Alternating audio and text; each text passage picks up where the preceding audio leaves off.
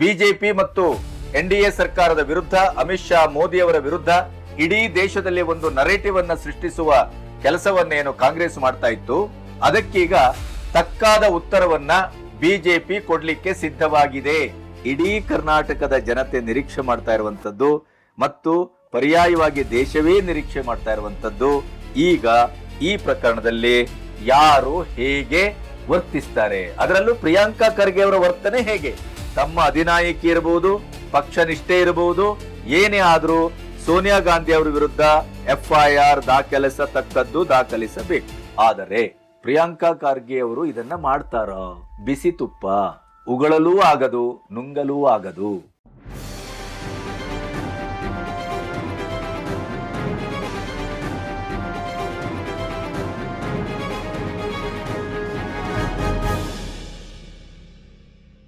ನಮಸ್ತೆ, B Ganapati news ಚಾನೆಲ್ಗೆ ಸ್ವಾಗತ.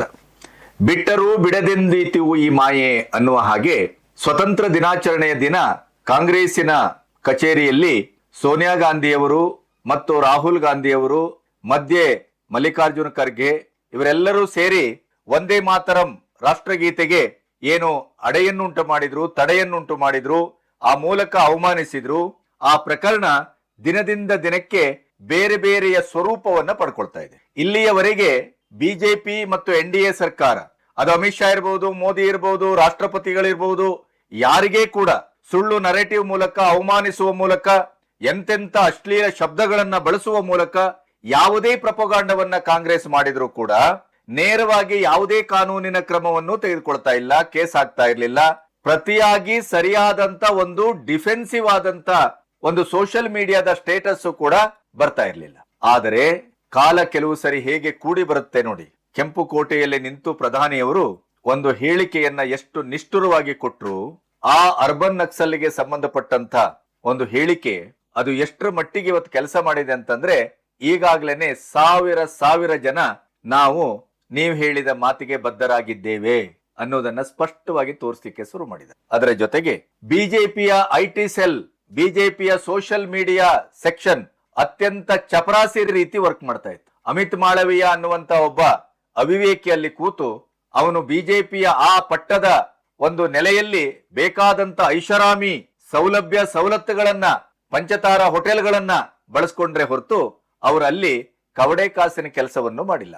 2013ರಲ್ಲಿ 2014ರ ಪಟ್ಟವೇರುವ ಮೊದಲೇ ಈ ದೇಶದಲ್ಲಿ ತಂತ್ರಜ್ಞಾನವನ್ನ, ಸೋಷಿಯಲ್ ಮೀಡಿಯಾವನ್ನ ಹೇಗೆ ಬಳಸ್ಕೋಬೇಕು ಅಂತ ಮೊದಲ ಬಾರಿಗೆ ಮೋದಿ ಅವರು ತೋರಿಸ್ಕೊಟ್ರು. ಆದ್ರೆ ಅದರ ಇಡೀಯದಾದಂತ ಒಂದು ಕಬ್ಜವನ್ನ ಮಾಡಿ ತಿರುಮಂತ್ರದ ರೀತಿ ಮೋದಿ ಅವರಿಗೆ ತಿರುಗಿಸಿ ಕೊಟ್ಟದ್ದು ಯಾರು ಅಂತಂದ್ರೆ ಅದು ಕಾಂಗ್ರೆಸ್. ಆದ್ರೆ ಈಗ ಅದು ಬದಲಾಗಿದೆ. ನಿತಿನ್ ನಬೀನ್ ಬಂದ ನಂತರ, ಸುದೀರ್ಘ ಕಾಲದ ನಂತರ ಇಡೀಯದಾಗಿ ರಾಷ್ಟ್ರೀಯ ಪಕ್ಷ ಬಿಜೆಪಿಯಲ್ಲಿ ಸಂಪೂರ್ಣವಾದಂತ ಒಂದು ಕಾರ್ಯಪಡೆ ಸಿದ್ಧಗೊಂಡಿದೆ. ತುಳಸಿ ಕಮ್ ಬ್ಯಾಕ್, ಸ್ಮೃತಿ ಇರಾನಿ ವಾಪಸ್ ಬಂದಿದ್ರೆ, ನಮ್ಮ ತೇಜಸ್ವಿ ಸೂರ್ಯ ಯಾವುದೋ ಒಂದು ಹೊಸ ಹಂತಕ್ಕೆ ಏರ್ತಾರೆ ಅಂತ ಭಾವಿಸಿದ್ದೆವು, ಒಂದು ಅಪ್ಗ್ರೇಡೇಷನ್ ಸಿಗತ್ತೆ ಅವರಿಗೆ ಅಂತ ಭಾವಿಸಿದ್ದೆವು. ಆದ್ರೆ ಯುವ ಮೋರ್ಚಾದಲ್ಲಿಂದ ಅವರನ್ನ ತೆಗೆದು ಆ ಒಂದು ಸ್ಥಾನಕ್ಕೆ ಬಹಳ ಅನಿರೀಕ್ಷಿತ ಮತ್ತು ಮಹತ್ವದ ವ್ಯಕ್ತಿಯನ್ನ ತಂದು ಕೂಡಿಸಲಾಗಿದೆ. ಇವೆಲ್ಲದಕ್ಕಿಂತ ಮುಖ್ಯವಾಗಿ ನನ್ನ ಸಬ್ಜೆಕ್ಟ್ಗೆ ಇವತ್ತು ಸಂಬಂಧಪಟ್ಟು ಸೋಷಿಯಲ್ ಮೀಡಿಯಾದಲ್ಲಿ ಇವತ್ತು ಅಪ್ರಸ್ತುತವಾದಂತ, ಅಸಂಬದ್ಧವಾದಂತ ಸುಳ್ಳುಗಳ ಸರಮಾಲೆಯನ್ನೇ ಸೃಜಿಸಿ ಬಿಜೆಪಿ ಮತ್ತು ಎನ್ಡಿಎ ಸರ್ಕಾರದ ವಿರುದ್ಧ, ಅಮಿತ್ ಶಾ ಮೋದಿ ಅವರ ವಿರುದ್ಧ ಇಡೀ ದೇಶದಲ್ಲಿ ಒಂದು ನರೇಟಿವ್ ಅನ್ನ ಸೃಷ್ಟಿಸುವ ಕೆಲಸವನ್ನೇನು ಕಾಂಗ್ರೆಸ್ ಮಾಡ್ತಾ ಇತ್ತು, ಅದಕ್ಕೀಗ ತಕ್ಕಾದ ಉತ್ತರವನ್ನ ಬಿಜೆಪಿ ಕೊಡ್ಲಿಕ್ಕೆ ಸಿದ್ಧವಾಗಿದೆ, ಒಳಗೆ ಮತ್ತು ಹೊರಗೆ. ಅದು ವಂದೇ ಮಾತರಂ ಮೂಲಕ. ಆ ವಂದೇ ಮಾತರಂ ಗೀತೆಗೆ ಯಾರು ಅವಮಾನ ಮಾಡ್ತಾರೋ ಅವರಿಗೆ 3 ವರ್ಷ ಶಿಕ್ಷೆ, ದಂಡ, ಒಂದೋ ದಂಡ ಇಲ್ಲ ಶಿಕ್ಷೆ, ಇಲ್ಲವೇ 2 ವಿಧಿಸುವಂತ ಒಂದು ಕಾನೂನನ್ನ ಸಂಸತ್ತಿನಲ್ಲಿ ಏನು ಪಾಸ್ ಮಾಡಿತ್ತು, ಅದರ ಮೊದಲ ವಿಕೆಟ್ ಆಗಿ ಸೋನಿಯಾ ಗಾಂಧಿ ಅವರೇ ಕಾಣಿಸ್ಕೊಳ್ತಾ ಇರುವಂತದ್ದು ಬಹಳ ವಿರೋಧಾಭಾಸ. ಅದರ ಜೊತೆಗೆ ಬಿಜೆಪಿಯಲ್ಲೂ ಕೂಡ IT ಸೆಲ್ಲಿನ ಇಡೀಯದಾದಂತ ತಂಡ ಬದಲಾಗಿದೆ. ಇನ್ನು ಮುಂದಿನ ದಿನ ಬಹಳ ತೀಕ್ಷ್ಣವಾದಂತ, ನೇರವಾದಂತ ಹಣಾಹಣಿ ಕಾಂಗ್ರೆಸ್ ಮತ್ತು ಬಿಜೆಪಿಯ ಮಧ್ಯೆ ಆಗುವ ಸಾಧ್ಯತೆಗಳನ್ನ ನಾವು ನಿರೀಕ್ಷೆ ಮಾಡಬಹುದು. ದೀಪಕ್ ಬಾಸ್ಕೆ ಅನ್ನುವರು ಈಗ ಅಮಿತ್ ಮಾಳವೀಯ ಅವರನ್ನ ಕಿತ್ ಹಾಕಿ ಆ ಜಾಗಕ್ಕೆ ದೀಪಕ್ ಬಾಸ್ಕೆ ಬಂದಿದ್ದಾರೆ. ಸೋಷಿಯಲ್ ಮೀಡಿಯಾದಲ್ಲಿ, ಟ್ವಿಟರ್ ನಲ್ಲಿ ಈಗಾಗ್ಲೇನೆ ಬಿಜೆಪಿಯ ಪರವಾಗಿ ಬಹಳ ಧೂಳೆಬ್ಬಿಸ್ತಾ ಇದ್ದಂತ ಪ್ರೀತಿ ಗಾಂಧಿ, ಶಿವಾನಂದ್ ದ್ವಿವೇದಿ, ಅರುಣ್ ಯಾದವ್, ಅಶೋಕ್ ಭಟ್ ಇವರೆಲ್ಲರೂ ಈಗ ಆ ತಂಡಕ್ಕೆ ಬಂದಿರೋದ್ರಿಂದ ಮುಂದಿನ ದಿನಗಳಲ್ಲಿ ಬಹುಶಃ ಸೋಷಿಯಲ್ ಮೀಡಿಯಾದಿಂದ ಬಿಜೆಪಿಯ ಪ್ರತಿ ಒಂದು ಹೆಜ್ಜೆಯನ್ನ ಮತ್ತು ಪ್ರಹಾರವನ್ನ ಎಲ್ಲವನ್ನು ನಿರೀಕ್ಷೆ ಮಾಡಬಹುದು ಅಂತ ಅನಿಸ್ತದೆ. ಬಿಜೆಪಿ ಮುಂದಿನ ಬರುವ ಎಲೆಕ್ಷನ್ ಅನ್ನ ದೃಷ್ಟಿಯಲ್ಲಿಟ್ಟುಕೊಂಡು ಕರ್ನಾಟಕಕ್ಕೂ ಕೂಡ ನಿಬಿನ್ ಅತ್ಯಂತ ಕ್ಷಿಪ್ರವಾದಂತ ಮೂಲಭೂತವಾದಂತ ಒಂದು ಸ್ಥಾನ ಬದಲಾವಣೆ, ವ್ಯಕ್ತಿ ಬದಲಾವಣೆ ಎಲ್ಲವನ್ನು ಏಕಕಾಲದಲ್ಲಿ ಮಾಡುವ ಸಾಧ್ಯತೆಯ ಬಗ್ಗೆ ಬಹಳ ಸುದ್ದಿಗಳು ಬರ್ತಾ ಇದೆ.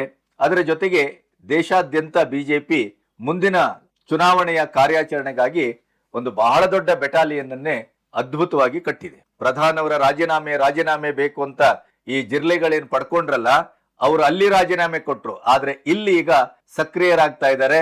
ಅವರು ಇವರ ಎಲ್ಲ ಚಟುವಟಿಕೆಗಳಿಗೆ ಚಳ್ಳೆಹಣ್ಣ ತೀರಿಸುವ ದಿನ ಮುಂದಿದೆ ಅಂತ ನಾನು ಭಾವಿಸ್ತೇನೆ. ಈಗ ಈ FIR ಪ್ರಕರಣದಿಂದ ಒಂದು ದೊಡ್ಡ ಪ್ರಶ್ನೆ ನಮ್ಮೆದುರು ಕಾಡ್ತಾ ಇದೆ. ಪ್ರಿಯಾಂಕಾ ಖರ್ಗೆ ಅವರು ಇಲ್ಲಿಯವರೆಗೆ RSS ಬಗ್ಗೆನೇ ತನ್ನ 24 ಗಂಟೆಯ ಸಮಯವನ್ನು ವ್ಯಯಿಸಿದ್ರು. ಇಷ್ಟಾಗಿಯೂ BL ಸಂತೋಷ್ ಹೇಳಿದ್ರು, RSS ಇಲ್ಲಿಯವರೆಗೆ ನೋಂದಣಿ ಆಗಿಲ್ಲ, ಮುಂದೆ ಆಗುವುದಿಲ್ಲ ಖಚಿತ. ಇದನ್ನ ಪ್ರಥಮ ದಿನದಿಂದಲೇ ನಾನು ಹೇಳ್ತಾ ಬಂದಿದ್ದೇನೆ. RSS ಇವರ ಯಾವುದೇ ರೀತಿಯ ಪಟ್ಟಿಗೂ ಕೂಡ ಮಣಿಯುವುದೂ ಇಲ್ಲ, ಕವಡೆ ಕಾಸಿನ ಬೆಲೆಯನ್ನೂ ಕೊಡುವುದಿಲ್ಲ.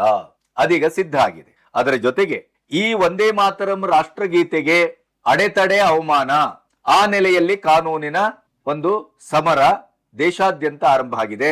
ಸೋನಿಯಾ ಗಾಂಧಿ ಅವರ ವಿರುದ್ಧ ಮೊದಲ FIR ದಾಖಲಿಸಬೇಕು ಅಂತ ದೂರು ಮಂಗಳೂರಿನಿಂದ ವಿಕಾಸ್ ಪುತ್ತೂರು ಈಗಾಗಲೇ ದೂರನ್ನ ದಾಖಲಿಸಿದ್ದಾರೆ. ಒಮ್ಮೆ ನೀವು ನಿಧಾನಗತಿ ಮಾಡ್ತೀರಿ, ನೀವು ನನ್ನ ದೂರಿಗೆ ಬೆಲೆ ಕೊಟ್ಟಿಲ್ಲ ಕ್ಲಪ್ತ ಟೈಮ್ ಅಲ್ಲಿ ಅಂತಾದ್ರೆ ಹೈಕೋರ್ಟ್ ಮತ್ತು ಸುಪ್ರೀಂ ಕೋರ್ಟ್ ನಮ್ಮ ಮುಂದಿನ ನಡೆ ಅನ್ನೋದನ್ನು ಕೂಡ ಅವರು ಅಧಿಕೃತವಾಗಿ ಘೋಷಿಸಿದ್ದಾರೆ. ಈಗಿರುವ ಪ್ರಶ್ನೆ, ಕಾನೂನು ಸಾಂವಿಧಾನಿಕ, ರಾಷ್ಟ್ರ ಗೌರವ ರಕ್ಷಣೆ ತಡೆ ಕಾಯ್ದೆ ಸೆಕ್ಷನ್ 3, ಭಾರತೀಯ ನ್ಯಾಯ ಸಂಹಿತೆ ಸೆಕ್ಷನ್ 195, 352 ಈ ಅಡಿಯಲ್ಲಿ ಆಗುವ ಅಪರಾಧಕ್ಕೆ ರಾಷ್ಟ್ರಗೀತೆ ಹಾಡುವಾಗ ಅಡ್ಡಿ, ತಡೆ ಮತ್ತು ಅವಮಾನ, ಅದಕ್ಕೆ 3 ವರ್ಷ ಜೈಲು ಅಥವಾ ದಂಡ ಇಲ್ಲವೇ ಎರಡನ್ನೂ ವಿಧಿಸಬಹುದು.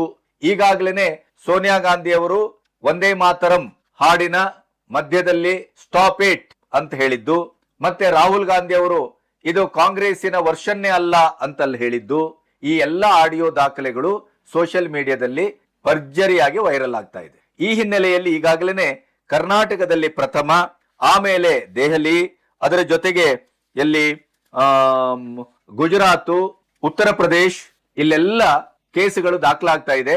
ಇನ್ನಿಷ್ಟು ಇದಕ್ಕೆ ರಾಜ್ಯಗಳು ಸೇರ್ತಾನು ಹೋಗಬಹುದು. ಈಗ ನಮಗಿರುವ ಪ್ರಶ್ನೆ, ನಮ್ಮ ಗೃಹ ಸಚಿವರು ಪ್ರಿಯಾಂಕಾ ಖರ್ಗೆ ಅವರು ಸಂವಿಧಾನ ಅಂತ ಪ್ರತಿ ಕ್ಷಣವೂ ಉದ್ಧರಿಸ್ತಾ RSS ಮೇಲೆ ಪ್ರಹಾರ ಮಾಡ್ತಾ ಸಂವಿಧಾನದ ರಕ್ಷಣೆ ನಾವು ಮಾತ್ರ ಮಾಡುವವರು, ಬಿಜೆಪಿಯವರು ಸಂವಿಧಾನವನ್ನ ಭಕ್ಷಣೆ ಮಾಡ್ಲಿಕ್ಕೆ ಬಂದಿದ್ದಾರೆ ಅಂತಲೇ ಘೋಷವಾಕ್ಯದ ರೀತಿ ಅದನ್ನ ಹೇಳ್ತಾ ಬಂದವರು ಈಗ ಸಂವಿಧಾನವನ್ನ ರಕ್ಷಿಸ್ತಾರೋ ಅಂದ್ರೆ ವಂದೇ ಮಾತರಂಗೆ ಅವಮಾನ, ಅಡೆತಡೆ ಮಾಡದವ್ರ ಮೇಲೆ ಸಾಂವಿಧಾನಿಕವಾದಂತ ಕಾನೂನಿನ ಪರಿಕ್ರಮ ಆಗ್ಬೇಕು. ಈಗ ಇದಕ್ಕೆ FIR ಹಾಕ್ಸ್ತಾರೋ, ಸಂವಿಧಾನವನ್ನ ಅನುಸರಿಸ್ತಾರೋ, ಅಥವಾ ತಮ್ಮ ಅಧಿನಾಯಕಿ ಸೋನಿಯಾ ಗಾಂಧಿ ಅವರ ರಕ್ಷಣೆಗೆ ನಿಲ್ತಾರೋ, ಈ ಪ್ರಶ್ನೆ ಈಗ ಕಾಡ್ತಾ ಇರುವಂತ. ಆ ಬಗ್ಗೆ ವಿವರವಾಗಿ ನಿಮ್ಮೊಟ್ಟಿಗೆ ಚರ್ಚಿಸಬೇಕು. ಇದರ ಬಗ್ಗೆ ನಿಮಗೇನು ಅನಿಸ್ತದೆ ಅನ್ನೋದನ್ನ ಬಹಳ ಖಡಕ್ ಆಗಿ ನೀವು ನಿಮ್ಮ ಅನಿಸಿಕೆಯನ್ನ ನಮ್ಮ ಕೌಂಟರ್ ಬಾಕ್ಸ್ ಅಲ್ಲಿ ದಾಖಲಿಸಬಹುದು. ಇಲ್ಲಿಯವರೆಗೆ ನನ್ನ ಚಾನೆಲ್ ಅನ್ನ ಸಬ್ಸ್ಕ್ರೈಬ್ ಮಾಡದೇ ಇದ್ರೆ ಸಬ್ಸ್ಕ್ರೈಬ್ ಮಾಡಿ. ಹಾಗೇನೆ ಸ್ವತಂತ್ರ ಪತ್ರಿಕೋದ್ಯಮಕ್ಕೆ ಬೆಂಗಾವಲಾಗಿ. ಮೂಲಭೂತ ಪ್ರಶ್ನೆ ಇದು. ಸಂವಿಧಾನವನ್ನ ಅನುಸರಿಸ್ತಾ ಸಂವಿಧಾನವೇ ನಮಗೆ ಸಂಪೂರ್ಣ, ಸಂವಿಧಾನವೇ ನಮ್ಮ ಆಡಳಿತದ ಒಂದು ಸೂತ್ರ ಸಾಧ್ಯತೆ ಮತ್ತು ಈ ದೇಶಕ್ಕೆ ಸಂವಿಧಾನವೇ ಪ್ರಥಮ, ಅದರಲ್ಲಿ ಯಾವುದೇ ಸಂದೇಹ ಇಲ್ಲ. ಆದರೆ ಸಂವಿಧಾನವನ್ನೂ ಕೂಡ ತಮ್ಮ ಸ್ವಾರ್ಥಕ್ಕಾಗಿ ಅದನ್ನ ಬಲಿ ಹಾಕಿದ್ದು ಯಾವ್ದಾದ್ರು ಇದ್ರೆ ಇತಿಹಾಸ ಸಾಕ್ಷಿಯಾಗಿ ನಿಲ್ತದೆ. ಎಮರ್ಜೆನ್ಸಿ, ಅದು ಕಾಂಗ್ರೆಸ್ಸು, ಇಂದಿರಾ ಗಾಂಧಿ. ಸಂವಿಧಾನಕ್ಕೆ ಅತಿ ಹೆಚ್ಚು ತಿದ್ದುಪಡಿಯನ್ನ ತಂದದ್ದು ಯಾವ ಪಕ್ಷ ಅಂತಂದ್ರೆ ಅದು ಕಾಂಗ್ರೆಸ್. ಅಷ್ಟಾಗಿಯೂ ಅಂಬೇಡ್ಕರ್ಗೆ ಇಷ್ಟ ಇಲ್ಲದೆ ಇದ್ದಂತ ಜಾತ್ಯತೀತತೆ ಅನ್ನುವ ಶಬ್ದವನ್ನ ಸಂವಿಧಾನದಲ್ಲಿ ಮತ್ತೆ ಅದನ್ನ ತುರುಕಿದ್ಯಾರು ಅಂತಂದ್ರೆ ಅದು ಕೂಡ ಕಾಂಗ್ರೆಸ್ಸೇ. ಹಾಗಾಗಿ ಸಂವಿಧಾನದ ಬಗ್ಗೆ ಬದ್ಧತೆಯನ್ನ ಪ್ರತಿ ಕ್ಷಣ ಇವತ್ತು ಪುಸ್ತಕ ಹಿಡಿದು ಸಾಗುವ ಮೂಲಕ ರಾಹುಲ್ ಗಾಂಧಿ ಅವರಿಂದ ಪ್ರಿಯಾಂಕಾ ಖರ್ಗೆಯವರವರೆಗೆ ಎಲ್ಲರೂ ಒತ್ತಿ ಹೇಳ್ತಾ ಇರುವವರು ಈಗ ವಂದೇ ಮಾತರಮ್ಮನ ಈ ವಿವಾದಕ್ಕೆ ದೂರು ದಾಖಲಾಗಿದೆ, ಅದಕ್ಕೆ FIR ಮಾಡ್ತಾರೋ ಅಥವಾ ಸೋನಿಯಾ ಗಾಂಧಿ ಅಧಿನಾಯಕಿ ಪಕ್ಷ ನಿಷ್ಠೆಯನ್ನ ಮೆರೆತಾರೋ, ಇದು ಪ್ರಶ್ನೆ. ಇದರ ಮಧ್ಯೆ ಏನು, ಈಗ ನಿಮಗೆ ಆ ಘಟನೆಯ ಪೂರ್ಣ ವಿವರವನ್ನ ನಾನು ಈಗಾಗಲೇ ನನ್ನ ವಿಡಿಯೋದಲ್ಲೂ ಕೊಟ್ಟಿದ್ದೇನೆ, ನೀವು ಸಾಕಷ್ಟು ನೋಡಿರ್ತೀರಿ. ಆದ್ರೆ ಅಲ್ಲಿ ಚರ್ಚೆ ಇರುವುದೇನು, ಇಲ್ಲ ಕಾಂಗ್ರೆಸ್ಸಿನ ಎಐಸಿಸಿ ಅಧ್ಯಕ್ಷರಾದಂತ ಹಿರಿಯ ಮಲ್ಲಿಕಾರ್ಜುನ್ ಖರ್ಗೆ ಅವರಿಗೆ ನಿಲ್ಲಿಕ್ಕಾಗ್ತಾ ಇರ್ಲಿಲ್ಲ, ಆದ್ರಿಂದ ಕುರ್ಚಿಯನ್ನ ಕೇಳ್ತಾ ಇದ್ರು, ಒಂದೇ ಮಾತರಂ ಹಾಡನ್ನ ಸ್ಟಾಪ್ ಮಾಡ್ಲಿಕ್ಕೆ ಹೇಳಿಲ್ಲ ಅನ್ನುವಂತ ಒಂದು ವಾದವನ್ನ ಜಯರಾಮ್ ರಮೇಶ್ ಇಂದ ಎಲ್ಲರೂ ಈಗ ಮುಂದಿಡ್ತಾ ಇದ್ದಾರೆ. ಅದನ್ನ ನೀವು ಗಮನಿಸಿದ್ದೀರಿ. ಆದರೆ ಅಲ್ಲೇ ಅವರ ಪಕ್ಷದಲ್ಲೇ ಅಧಿಕೃತವಾಗಿ ಅಲ್ಲಿ ನಡೆದದ್ದೇನು ಅನ್ನೋದನ್ನು ಕೂಡ ಹೇಳಿದವರಿದ್ದಾರೆ. ಈಗಾಗಲೇ ಹೇಳಿದಾಗೆ ಸೋನಿಯಾ ಗಾಂಧಿ ಅವರೇ ಸ್ಟಾಪ್ ಇಟ್ ಅಂತ ಹೇಳಿದ್ದು ಆಡಿಯೋ ದಾಖಲಾಗಿದೆ, ಅದು ವೈರಲ್ ಆಗ್ತಾ ಇದೆ. ಇನ್ನು ರಾಹುಲ್ ಗಾಂಧಿ ಅವರು, ಇದು ಕಾಂಗ್ರೆಸ್ಸಿನ ವರ್ಷನ್ನೇ ಅಲ್ಲ, ನಾನು ಹಿಂದಿನ ವಿಡಿಯೋದಲ್ಲಿ ಹೇಳಿದ್ದೆ ನಿಮಗೆ, ಕಾಂಗ್ರೆಸ್ ಅಧಿಕೃತವಾಗಿ ಮೊದಲ 2 ಸಾಲುಗಳನ್ನ ಮಾತ್ರ ಒಪ್ಪಿದೆ ಒಂದೇ ಮಾತರಂ ಹಾಡುವುದರಲ್ಲಿ. ಅವರು ಪೂರ್ಣ ಇಡೀಯದಾದಂತ ಒಂದೇ ಮಾತರಂ ಗೀತೆಯನ್ನ ಹಾಡುವುದಕ್ಕೆ ಕಾಂಗ್ರೆಸ್ಸಿನ ಒಪ್ಪಿಗೆ ಸುತಾರಾಮ್ ಇಲ್ಲ. ಅದನ್ನೇ ಅಲ್ಲಿ ರಾಹುಲ್ ಗಾಂಧಿ ಅವರು ಹೇಳ್ತಾ ಇರೋದು. ಇದು ಕಾಂಗ್ರೆಸ್ಸಿನ ವರ್ಷನ್ ಅಲ್ಲ, ನೆನಪಿಡಬೇಕು ರಾಹುಲ್ ಗಾಂಧಿ ಅವರೇ. ಸಂಸತ್ತಿನಲ್ಲಿ ಬಿಲ್ ಪಾಸ್ ಆದದ್ದು, ಒಂದೇ ಮಾತರಂನ ಬಗ್ಗೆ ಕಾಯ್ದೆಯಾದದ್ದು ಮೂಲ ವರ್ಷನ್ನು ಬಂಕಿಂ ಚಂದ್ರ ಚಟ್ಟೋಪಾಧ್ಯಾಯ ಅವರ ಮೂಲ ವರ್ಷನ್ನ ಸಂಪೂರ್ಣವಾಗಿ ಗೌರವಯುತವಾಗಿ ಹಾಡತಕ್ಕದ್ದು. ಕೇವಲ ಸ್ಟಾಪ್ ಇಟ್ ಅನ್ನೋದಷ್ಟೇ ಅಲ್ಲ, ಆ ರಾಷ್ಟ್ರಗೀತೆಯನ್ನ ಒಂದೇ ಮಾತರಂ ಹಾಡುವಾಗ ಬಾಡಿ ಲ್ಯಾಂಗ್ವೇಜ್ ಕೂಡ ಅಷ್ಟೇ ಇಂಪಾರ್ಟೆಂಟು. ಅಲ್ಲಿಂದ ಕದಲುವಂಗಿಲ್ಲ, ಅಥವಾ ತಿರುಗಾಡುವಂಗಿಲ್ಲ, ಅಥವಾ ಎಲ್ಲೋ ಹೋಗಿ ಯಾರ ಹತ್ರ ಮಾತಾಡುವಂಗಿಲ್ಲ, ಯಾರೋ ಒಬ್ಬರು ಬಂದು ನಿಮ್ಮೊಟ್ಟಿಗೆ ಸಂಭಾಷಣೆ ಮಾಡುವಂಗಿಲ್ಲ. ಅದು ಕೂಡ ಕಾನೂನಿನ ಸ್ಪಷ್ಟ ಉಲ್ಲಂಘನೆ. ಈ ಎಲ್ಲಾ ದೃಷ್ಟಿಯಿಂದಲೂ 2-3 ದೃಷ್ಟಿಯಿಂದ ಅಲ್ಲಿ ಕಾನೂನು ಉಲ್ಲಂಘನೆ ಆಗಿದೆ ಅನ್ನೋದು ಇಲ್ಲಿ ದೂರು ದಾಖಲಿಸಿದವರ ಸ್ಪಷ್ಟ ಅಭಿಪ್ರಾಯ ಮತ್ತು ಇಡೀ ದೇಶದ ಅಭಿಪ್ರಾಯ. ಅದರ ಮಧ್ಯೆ ಏನಾಗಿದೆ ಈಗ ನೋಡಿ, ಕಾಂಗ್ರೆಸ್ ಸೇವಾ ದಳದ ಅಧ್ಯಕ್ಷರೇ ಮಾತಾಡಿದ್ದಾರೆ, ಬಾಯ್ಬಿಟ್ಟಿದೆ. ಏನು, ಒಂದೇ ಮಾತರಮನ್ನ ತಡೆದದ್ದು ಸತ್ಯ. ನೋಡಿ, ಕುರ್ಚಿ ಅಂದ್ರು, ಒಂದೇ ಮಾತರಂಗೆ ಅವಮಾನ ಆಗೇ ಇಲ್ಲ ಅಂದ್ರು, ಅವರಿಗೆ ಕುರ್ಚಿ ತರಲಿಕ್ಕೆ ಹೇಳಿದ್ದದು ಅಂತ ವಾದವನ್ನ ಕಾಂಗ್ರೆಸ್ಸಿನ ವಕ್ತಾರರೇ ಮುಂದಿಟ್ಟಿದ್ದಾರೆ ತಾನೆ. ಇದೇ ಕಾಂಗ್ರೆಸ್ಸಿನ ಸೇವಾ ದಳದ ಅಧ್ಯಕ್ಷರು ಈಗ ಹೇಳ್ತಾ ಇದ್ದಾರೆ, ಒಂದೇ ಮಾತರಂ ಹಾಡನ್ನ ತಡೆಲಿಕ್ಕೆ ಪ್ರಯತ್ನ ನಡೆದದ್ದು ಸತ್ಯ, ಆದರೆ ನಾವು ಪೂರ್ಣ ಒಂದೇ ಮಾತರಂ ಹಾಡಿದ್ದೇವೆ, ಆದ್ರಿಂದ ಅಪರಾಧ ಆಗಿಲ್ಲ. ನೋಡಿ, ಯಾವ ಕಾಂಗ್ರೆಸ್ಸಿನ ಕಚೇರಿಯಲ್ಲಿ ಸೇವಾ ದಳದ ನೇತೃತ್ವದಲ್ಲಿ ಸ್ವಾತಂತ್ರ್ಯೋತ್ಸವ ನಡೆತೋ, ಒಂದೇ ಮಾತರಂ ಹಾಡಲಾಯಿತೋ, ಆ ಒಂದೇ ಮಾತರಂ ಹಾಡಿದ್ದು ಅಲ್ಲಿ ಕಾಂಗ್ರೆಸ್ಸಿನ ಕಲ್ಚರ್ಗೆ ಅದು ಇಷ್ಟ ಆಗಿಲ್ಲ. ಅಲ್ಲಿದ್ದವರೆಲ್ಲ ನೀರ್ನಲ್ಲಿ ತೆಗೆದು ಮೀನಿನ ತರ ಅಲ್ಲಾಡ್ತಾ ಇದ್ರು, ಚಡಪಡಿಸ್ತಾ ಇದ್ರು. ಅದೇ ಹೇಳ್ತಾ ಇತ್ತು. ಯಾಕಂದ್ರೆ ಆರಂಭದಲ್ಲಿ ಯಾವುದು ಕಾಂಗ್ರೆಸ್ ವರ್ಷನ್ ಅಂತಂದ್ರಲ್ಲ ರಾಹುಲ್ ಗಾಂಧಿ, ಅಲ್ಲಿಯವರೆಗೆ ನೋಡಿ ಕಾಂಗ್ರೆಸ್ಸಿನ ಸೋನಿಯಾ ಗಾಂಧಿ ಅವರ ತುಟಿಯಲ್ಲೂ ಒಂದೇ ಮಾತರಂ ಗುನುಗ್ತಾ ಇತ್ತು. ರಾಹುಲ್ ಗಾಂಧಿ ಅವರ ತುಟಿಯಂತೂ ಅದು ಒಡೆತಾನೆ ಇರ್ಲಿಲ್ಲ. ಅವ್ರಿಗೆ ಬಹುಶಃ ಒಂದೇ ಮಾತರಂ ಗೀತೆಯ ಒಂದು ಲೈನು ಬರುವುದಿಲ್ಲ ಕಾಣುತ್ತೆ. ಮಲ್ಲಿಕಾರ್ಜುನ್ ಖರ್ಗೆ ಅವ್ರ ಬಾಯಲ್ಲಿ ಒಂದೇ ಮಾತರಂ ಬರ್ತಾ ಇತ್ತು. ಯಾವಾಗ ಅದರ ದಾಟಿ ಮುಂದೆ ಹೋಯ್ತೋ ಆವಾಗ ಅಲ್ಲಿ ಚಡಪಡಿಕೆ, ಅದರ ನಿಲ್ಲಿಸುವ, ಸ್ಟಾಪ್ ಮಾಡಿಸುವ, ವಿರೋಧಿಸುವ, ಅಡೆತಡೆ ಒಡ್ಡುವ ಎಲ್ಲಾ ಕೆಲಸಗಳು ಆರಂಭ ಆಯಿತು. ಅದಕ್ಕೆ ಸೇವಾ ದಳದ ಅಧ್ಯಕ್ಷರು ಹೇಳಿಕೆ ಕೊಟ್ಟದ್ದು ಬಹಳ ದೊಡ್ಡ ಸಾಕ್ಷಿ ಅಂತ ನಾನು ಭಾವಿಸ್ತೇನೆ. ಈಗ ಇರುವ ಪ್ರಶ್ನೆ, ಸೋನಿಯಾ ಗಾಂಧಿ ಅವರಿಗೆ FIR ಹಾಕ್ತಾರಾ ಪ್ರಿಯಾಂಕಾ ಖರ್ಗೆ ಅವರು? ಸಂವಿಧಾನ ರಕ್ಷಣೆ ನಮ್ಮ ಆದ್ಯ ಕರ್ತವ್ಯ ಅಂತ ಅನ್ನುವುದೇ ಆದರೆ, ಇವತ್ತು ವಿಕಾಸ್ ಪುತ್ತೂರು ಅವರು ದೂರು ಕೊಟ್ಟಂತ ಆ ದೂರಿನ ಆಧಾರದಲ್ಲಿ FIR ದಾಖಲಾಗತಕ್ಕದ್ದು. ದೇಶ ಮುಖ್ಯ, ದೇಶದ ಗೌರವ ಮುಖ್ಯ, ದೇಶ ಅನುಸರಿಸುವ ಸಂವಿಧಾನದ ರಕ್ಷಣೆ ಮುಖ್ಯ. ಆ ಹೆಸರಿನಲ್ಲೇ ನಾನು ಓತು ತೆಗೆದುಕೊಂಡಿದ್ದೇನೆ, ಪ್ರತಿಜ್ಞೆಯನ್ನು ಸ್ವೀಕರಿಸಿದ್ದೇನೆ ಅನ್ನೋದೇ ಸತ್ಯ. ಆದರೆ ತಮ್ಮ ಅಧಿನಾಯಕಿ ಇರಬಹುದು, ಪಕ್ಷ ನಿಷ್ಠೆ ಇರಬಹುದು, ಏನೇ ಆದ್ರೂ ಸೋನಿಯಾ ಗಾಂಧಿ ಅವರ ವಿರುದ್ಧ FIR ದಾಖಲಿಸಬೇಕು. ಆದರೆ ಪ್ರಿಯಾಂಕಾ ಖರ್ಗೆ ಅವರು ಇದನ್ನ ಮಾಡ್ತಾರ? ಬಿಸಿ ತುಪ್ಪ, ಉಗಳಲೂ ಆಗದು, ನುಂಗಲೂ ಆಗದು. ಕೊನೆಗೂ ಒಕ್ಕೂಟ ವ್ಯವಸ್ಥೆಯಲ್ಲಿ ರಾಷ್ಟ್ರೀಯ ಪ್ರಜ್ಞೆ, ರಾಷ್ಟ್ರೀಯ ಒಂದು ರಕ್ಷಣಾತ್ಮಕವಾದ ಗೌರವಾತ್ಮಕವಾದಂತ ನೆಲೆ ಅಂತ ಬಂದಾಗ ರಾಷ್ಟ್ರ ಮೊದಲು, ಸಂವಿಧಾನ ಮೊದಲು, ಸಂವಿಧಾನದ ಪಾಲನೆ ಮೊದಲು. ಹಾಗಾಗಿ ಈಗ ಇಡೀ ಕರ್ನಾಟಕದ ಜನತೆ ನಿರೀಕ್ಷೆ ಮಾಡ್ತಾ ಇರುವಂತದ್ದು ಮತ್ತು ಪರ್ಯಾಯವಾಗಿ ದೇಶವೇ ನಿರೀಕ್ಷೆ ಮಾಡ್ತಾ ಇರುವಂತದ್ದು, ಈಗ ಈ ಪ್ರಕರಣದಲ್ಲಿ ಯಾರು ಹೇಗೆ ವರ್ತಿಸ್ತಾರೆ, ಅದರಲ್ಲೂ ಪ್ರಿಯಾಂಕಾ ಖರ್ಗೆ ಅವರ ವರ್ತನೆ ಹೇಗೆ, ಇದು ಮುಖ್ಯ. ಮತ್ತೆ ಪ್ರತಿ ಸಾರಿ ನಾವು ಗಮನಿಸ್ತಾ ಇದ್ದೆವು, ಬಹಳ ಹತಾಶೆಯೂ ಆಗ್ತಾ ಇತ್ತು. ಏನು ಚೌಕಿದಾರ್ ಚೋರ್ ಹೇ ಅನ್ನೋದು, ಆ ಹಿಂಡನ್ಬರ್ಗ್ ಅಲ್ಲಿ ನಡೆದಂತ ಅದಾನಿಯವರ ಪ್ರಕರಣವನ್ನ ಯಾವುದೋ ನಕಲಿ ಕಂಪನಿ ನಕಲಿ ಕಂಪ್ಲೇಂಟು ಅದು ಏನು ಆಗಿಲ್ಲ, ಏನು ಬಿಟ್ಟಿಲ್ಲ, ಈಗ ಕೇಸ್ ಕಿತ್ತೋಗಿದೆ, ಕ್ಲೀನ್ ಚಿಟ್ ಸಿಕ್ಕಿದೆ. ಆದ್ರೆ ಕಾಂಗ್ರೆಸ್ ಏನ್ ಮಾಡಿತ್ತು, ಅದಾನಿ ಕಳ್ಳ, ಆ ಕಳ್ಳನನ್ನ ರಕ್ಷಣೆ ಮಾಡ್ಲಿಕ್ಕೆ ಪ್ರಧಾನಿ ಅಂತ ಹೇಳಿ ಒಂದು ಪ್ರೊಪಗಾಂಡವನ್ನೇ ಸೃಷ್ಟಿ ಮಾಡ್ತು. ಅದಕ್ಕೂ ಬಿಜೆಪಿ ಚಕಾರ ಅಂತ ಹೇಳಿಲ್ಲ, ಡಿಫೆನ್ಸಿವ್ ಆಗಿ ಉತ್ತರನೂ ಕೊಟ್ಟಿಲ್ಲ. ಆಮೇಲೆ ಏನೋ ಪ್ರಕರಣ ದಾಖಲಾಯ್ತು, ಅದಕ್ಕೀಗ ಸುಪ್ರೀಂ ಕೋರ್ಟ್ ಎದುರು ಕ್ಷಮೆ ಕೇಳಿದ್ರು, ಅದೆಲ್ಲ ಆಯ್ತು. ರಾಹುಲ್ ಗಾಂಧಿ ಅವರು ಆರೋಪಿಸ್ತಾರೆ, ಆಮೇಲೆ ಕ್ಷಮೆ ಕೇಳೋದು ಅವ್ರಿಗೆ ಮಾಮೂಲಿ. ಆದ್ರೆ ಕಾನೂನಿನ ಪ್ರಹಾರ ಈಗ ಸೋನಿಯಾ ಗಾಂಧಿ ಅವ್ರ ಮೇಲೆ FIR ಆಗ್ಬಿಟ್ರೆ ಸೋನಿಯಾ ಗಾಂಧಿ ಅವ್ರ ಏನ್ ಇಟಲಿಗೆ ಹೋಗ್ಬಿಡ್ತಾರೋ, ಸೋನಿಯಾ ಗಾಂಧಿ ಅವ್ರ ಏನ್ ರಾಜಕೀಯದಿಂದ ಇದು ಹೊರಗೆ ಬಂದ್ಬಿಡ್ತಾರೋ, ಅಥವಾ ಸೋನಿಯಾ ಗಾಂಧಿ ಅವ್ರಿಗೆ ಏನ್ ಜೈಲ್ ಆಗ್ಬಿಡ್ತದೋ, ಸೋನಿಯಾ ಗಾಂಧಿ ಅವ್ರಿಗೆ ಏನ್ ಕರಿಯರೇ ಮುಗಿದೋಗ್ಬಿಡ್ತದೋ, ಸೋನಿಯಾ ಗಾಂಧಿ ಅವ್ರಿಗೆ ಏನ್ ದೊಡ್ಡ ಆಘಾತ ಆಗ್ಬಿಡುತ್ತ? ನೋ.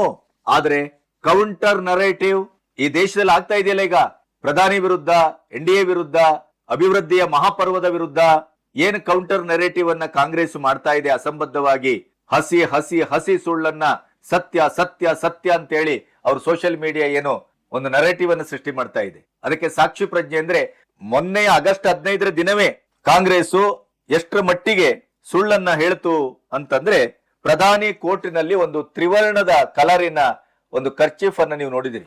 ಅದನ್ನ ಧ್ವಜ ಸಂಹಿತೆಯ ಯಾವ ಗಂಧಗಾಳಿಯೂ ಇಲ್ಲದ ಈ ಕಾಂಗ್ರೆಸ್ ಏನ್ ಮಾಡಿತ್ತು, ಅದನ್ನ ತ್ರಿವರ್ಣ ಧ್ವಜವನ್ನ ಇಟ್ಕೊಂಡು ನಮ್ಮ ರಾಷ್ಟ್ರ ಧ್ವಜವನ್ನ ಕಿಸೆಯಲ್ಲಿ ಹಾಕುವ ಮೂಲಕ ಅವರು ಅವಮಾನ ಮಾಡಿದ್ದಾರೆ ಅಂತ ಒಂದು ನರೇಟಿವ್ ಸೃಷ್ಟಿ ಮಾಡ್ಲಿಕ್ಕೆ ಹೊರಟಿತ್ತು ಸುಪ್ರಿಯಾ ಶ್ರೀನೆ. ಇನ್ನು ನಿತಿನ್ ನಬೀನ್ ಧ್ವಜವನ್ನ ತಲೆಕೆಳಗಾಗಿ ಹಾರಿಸ್ಬಿಟ್ಟಿದ್ದಾರೆ ಅಂತ AI ಮೂಲಕ ಒಂದು ಫೋಟೋವನ್ನ ಸೃಷ್ಟಿ ಮಾಡಿ ಅದನ್ನು ಬಿಡಲಾಯಿತು. ಅದು ಪರಮ ಸುಳ್ಳು. ಇನ್ನು ಇದೇ ಸುಪ್ರಿಯಾ ಶ್ರೀನೆ ಒಂದು ಹಳೆಯ ವಿಡಿಯೋವನ್ನ ಬಳಸಿ ಬಿಜೆಪಿ ರಾಷ್ಟ್ರ ಧ್ವಜಕ್ಕೆ ಅವಮಾನ ಮಾಡಿದೆ ಅಂತ ಅದೊಂದು ನರೇಟಿವ್. ಅಂದ್ರೆ ಇವರಿಗೆ ಇದೇ ಕೆಲಸ. ಇಂಥದ್ದನ್ನ 100,000 ನಿಮಗೆ ಸಿಗತ್ತೆ. ಆದ್ರೆ ಅದಕ್ಕೆ ಸರಿಯಾದಂತ ಒಂದು ಕೌಂಟ್ರು ಬಿಜೆಪಿಯಿಂದ ಬರ್ತಿರ್ಲಿಲ್ಲ. ಈಗ ಈ ಸರಿಯ ಈ ಒಂದು ಧ್ವಜದ ಆರೋಹಣದ ಪ್ರಶ್ನೆಯಲ್ಲಿ, ಆಗಸ್ಟ್ 15ರ ಶುಭ ದಿನದ ಪ್ರಶ್ನೆಯಲ್ಲಿ ಒಂದೇ ಮಾತರಂ ಗೀತೆಯ ಹಾಡುವಾಗ ಅಡ್ಡಿಪಡಿಸಿದಂತ ಸೋನಿಯಾ ಗಾಂಧಿ ಅವರ ವಿರುದ್ಧ ಈಗ ದೇಶದಲ್ಲಿ ಬೇರೆ ಬೇರೆ ಕಡೆ ದೂರು ದಾಖಲಾಗ್ತಾ ಇದೆ. ಪ್ರಥಮ ದೂರು ಮಂಗಳೂರಿನಲ್ಲಿ ದಾಖಲಾಗಿದೆ. ಆ ಮೂಲಕ ಒಂದು ಕೌಂಟರ್ ನರೇಟಿವ್ ಸಿಸ್ಟಮ್ ಈಗ ಬಿಜೆಪಿಯಿಂದ ಆರಂಭ ಆಗಿದೆ. ಅದಕ್ಕೆ ತಕ್ಕಾಗಿ ದೀಪಕ್ ಬಾಸ್ಕೆ ಅವರ ನೇತೃತ್ವದಲ್ಲಿ ಈಗ ಸೋಷಿಯಲ್ ಮೀಡಿಯಾಕ್ಕೆ ಅಂತಲೇ ಒಂದು ಪ್ರತ್ಯೇಕ ಒಂದು ಟೀಮ್ ಅನ್ನೇನು ಕಟ್ಟಿದ್ದಾರೆ. ಆ ಟೀಮ್ ಅತ್ಯಂತ ಆಕ್ಟಿವ್ ಆಗಿದೆ, ಸೂಕ್ಷ್ಮವಾಗಿದೆ. ಅದು ಈಗ ಇನ್ನು ಮುಂದೆ ಪ್ರತ್ಯಾಘಾತವನ್ನ ಕಾಂಗ್ರೆಸ್ಸಿಗೆ ಸರಿಯಾಗಿ ಕೊಡುವ ಸಾಧ್ಯತೆಯೂ ಇದೆ. ಹಾಗಾಗಿ ಈಗ ಈ ಪ್ರಕರಣ ಎಲ್ಲಾ ದೃಷ್ಟಿಯಿಂದಲೂ ನಮಗೆ ಬಹಳ ಮುಖ್ಯವಾಗಿದೆ. ಆದ್ರೆ ಒಂದಂತೂ ಸತ್ಯ, ಈ ಕಾಂಗ್ರೆಸ್ಸಿಗರು ಎಷ್ಟರ ಮಟ್ಟಿಗೆ ಒಂದೇ ಮಾತರಂ ವಿರೋಧಿಗಳು ಅಂತಂದ್ರೆ, ಇಮ್ರಾನ್ ಮಸೂದ್ ಕಾಂಗ್ರೆಸ್ಸಿನ ಮುಖಂಡ, ಎದ್ದು ನಿಲ್ಲುತ್ತೇನೆ ನಾನು, ಆದ್ರೆ ಒಂದೇ ಮಾತರಮ್ಮನ್ನ ಗುನುಗುವುದಿಲ್ಲ, ಹಾಡುವುದಿಲ್ಲ, ಅಲ್ಲಾ ನನ್ನ ಬಿಟ್ಟು ನಾವು ಯಾರನ್ನೂ ಸ್ಮರಿಸುವುದಿಲ್ಲ. ಇಂಥ ಒಂದು ನರೇಟಿವ್, ಇಂಥ ಒಂದು ಕಾಂಗ್ರೆಸ್ಸಿನ ಪ್ರವೃತ್ತಿ, ಅದಕ್ಕೆ ಸರಿಯಾದ ರೀತಿಯಲ್ಲಿ ಕಾನೂನನ್ನ ಬಳಸಿ ಸಂವಿಧಾನಾತ್ಮಕವಾದಂತ ಒಂದು ತಿರುಗೇಟನ್ನ ಕೊಡದೇ ಇದ್ರೆ, ಈ ಸುಳ್ಳು ನೆರೇಟಿವ್ ಮಾಡುವ ಮೂಲಕವೇ ಜನರ ಕಿವಿಗೆ ಹೂವಿಡ್ತಾ ಹೋಗುವ ಕಾಂಗ್ರೆಸ್ಸಿನ ಬುದ್ಧಿಯೇ NDA ಸರ್ಕಾರಕ್ಕೂ, ಅಮಿತ್ ಶಾಗೂ ಅಥವಾ ಮೋದಿ ಅವರಿಗೂ, ನೀವು 100 ಒಳ್ಳೆ ಕೆಲಸ ಮಾಡಿ, 1000 ಒಳ್ಳೆ ಕೆಲಸ ಮಾಡಿ, ಆದ್ರೆ 1000 ಸಾರಿ ಸುಳ್ಳು ಹೇಳುವವನು ಅದೇ ಸತ್ಯ ಅಂತ ಮುಗ್ಧ ಜನರನ್ನ ನಂಬಿಸ್ತಾನೆ. ಇದು ನಮ್ಮೆಲ್ಲರ ನೋವಾಗಿತ್ತು. ಆದ್ರೆ ಈಗ ಗಾಳಿ ಬದಲಾಗಿದೆ, ಪರಿಸರ ಬದಲಾಗಿದೆ.